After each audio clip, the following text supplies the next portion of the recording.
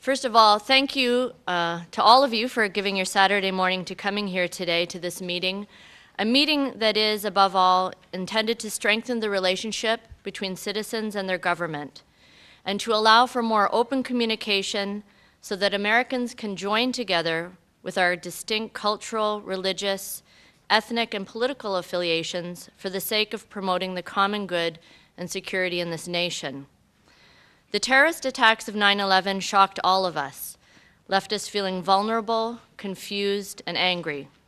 Looking back, I can now see that on that day, I overestimated some of the threats that would come because of those attacks, and I underestimated some of the terrible things that were to happen in the following years. I underestimated the support and activism that the interfaith community would exercise in solidarity with Muslim Americans. It was extraordinary.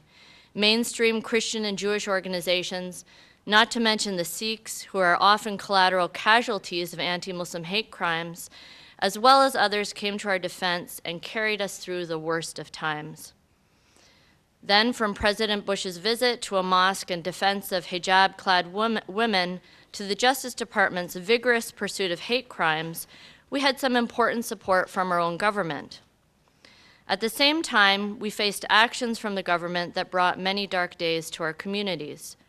Raids on our immigrant neighborhoods, so-called special registration, the closure of a number of our institutions, the naming of American citizens as enemy combatants, the suspension of habeas corpus on detainees, and their torture in the most grotesque manner, including the exploitation of their and our religious beliefs to destabilize and demoralize interrogees. From ideologues, Muslim Americans face slander and vicious attacks on our leaders, our institutions, our faith, and our religious practices. And from these same ideologically motivated people came influence to some in the government of their distorted and fabricated claims. President Obama promised to do away with unjust policies established in the previous administration, and we were encouraged by the first executive orders he signed banning torture. In the last year, because of the President's leadership, we have been consulted about the impact of a number of policies have had on our communities, all of our communities, not just the Muslim American community. We know that the President cannot do everything alone, and that our community needs to continue to be engaged with the administration, to engage legislators, and to be mindful of the role of the courts and issues that affect us.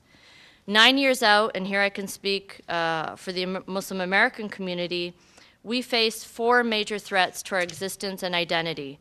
1, like all other Americans, we're vulnerable to terrorist attacks on the United States. Al-Qaeda and other terrorists consider us at best collateral damage, at worst apostates and collaborators. Across the world, Muslims have suffered at the hands of Al-Qaeda more than anyone else.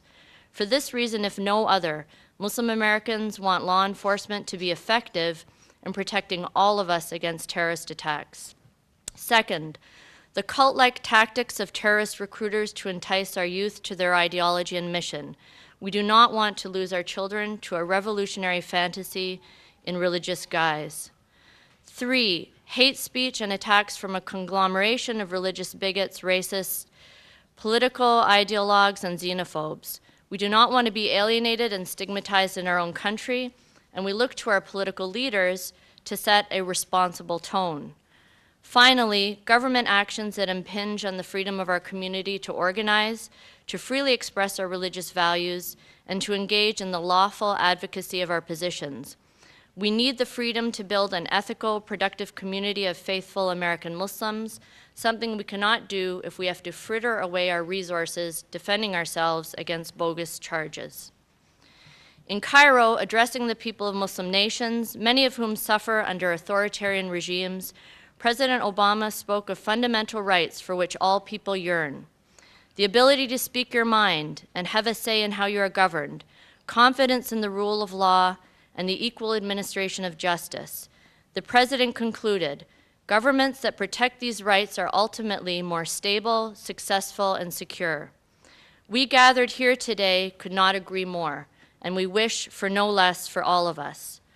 We are grateful that we live in a country where we can discuss these issues with our government and where the person who has so much responsibility for ensuring our security and our rights is meeting with us today to answer our questions and concerns.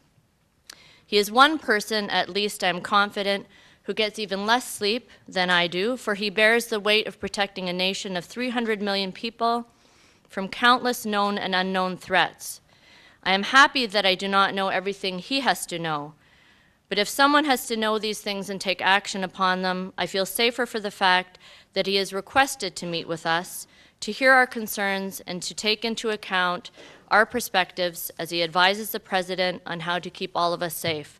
With that, it is my pleasure to introduce Mr. John Brennan, Assistant to the President and Deputy National Security Advisor for Homeland Security and Counterterrorism.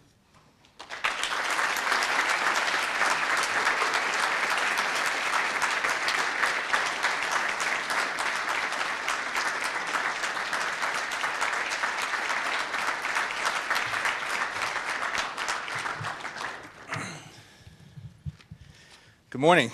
Thank you all very much for being here. And it's great to be back on a campus, and particularly on a Saturday morning, and to see so many students who are here. In my college days, this would have still have been an early Saturday morning, and usually would take free food to get me onto the campus. Maybe that's what happened here this morning. But I appreciate all of you being here, particularly those who have traveled from afar, as I did last night from Washington, to scale the mountains of snow. And I know that many of you had to scale those same mountains of snow, so thank you very much. And thank you, Dr. Mattson, for your very kind introduction, as well as for your leadership. As an academic whose research continues the rich tradition of Islamic scholarship, and as president of the Islamic Society of North America, where you have been a voice for the tolerance and diversity that defines Islam. I know that President Obama was grateful for your words at the National Prayer Service during the inauguration. We were proud to welcome you and many others to the White House for the iftar dinner with the President. And I thank you for bringing us all together today, leaders and believers of many faiths, Muslim, Christian, Jew, Hindu, Sikh, including many groups who work together in community service. Thank you all for coming this morning. Imam Latif, thank you for hosting us and for your welcome. As President Obama was preparing to take the oath of office last year, you wrote him an open letter. You spoke of your hopes for his presidency, the hopes of many people.